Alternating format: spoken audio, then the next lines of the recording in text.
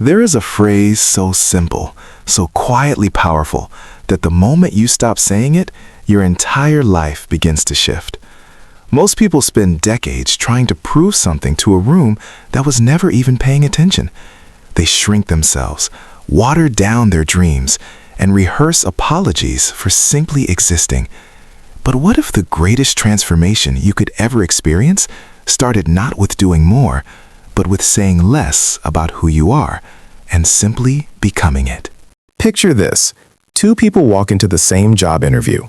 Same qualifications, same background, same nerves running through their chest. The first person walks in and immediately starts listing reasons why they might not be the best fit, but they are willing to learn and they hope that counts for something. The second person walks in, makes eye contact, speaks with calm clarity, and never once mentions what they lack. Only one of them gets the job, and it is never the one who explained their worth before anyone even asked. This is the silent trap that most of us fall into, and it is costing us more than we realize. We have been conditioned since childhood to justify our presence, to earn our seat at the table by shrinking just enough to make others comfortable. We raise our hands and then apologize for having an opinion. We send emails full of qualifiers like, "just checking in," or "sorry to bother you," before making a completely reasonable request. Over time, this behavior stops feeling like politeness and starts becoming identity. Psychology researchers have studied this pattern extensively and found something remarkable. When individuals consistently over-explain or seek validation from others, they actually train those around them to expect justification before extending respect. In other words, the more you explain your worth, the more people feel entitled to question it. The opposite is also true. Those who carry themselves with quiet assurance tend to receive trust, authority, and opportunity without ever having to ask for it. Think about the people in your life who command a room without raising their voice. The ones who never have to announce their achievements because the results speak before they even open their mouth. There is a stillness about them that is almost magnetic. That stillness is not arrogance. It is not coldness either.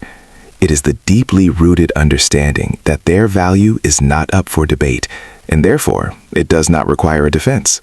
The moment you stop trying to prove yourself to people who were never invested in your growth, something extraordinary happens.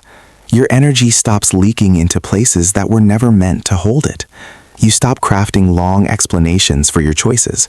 You stop rehearsing conversations in your head where you convince others that you deserve what you are asking for. And instead, you start moving with an entirely different kind of confidence. One that does not need applause to sustain itself. This does not mean becoming disconnected or indifferent. It means understanding that your value is not a pitch. It is not a resume you hand to every person who raises an eyebrow in your direction. Real worth is demonstrated through consistency, through the quality of your actions, through how you treat people when there is absolutely nothing to gain. It is built in private and recognized in public, never the other way around. One of the most radical things you can do in a world that is constantly demanding you justify your presence is to simply stop. Stop shrinking. Stop rehearsing. Stop apologizing for taking up space in rooms you were invited into. Start letting your presence be the proof. Let your work be the argument. Let your consistency be the loudest thing about you. There is a reason the most respected people in any field rarely talk about how hard they work or how much they know. They understand that expertise announced is always less powerful than expertise demonstrated.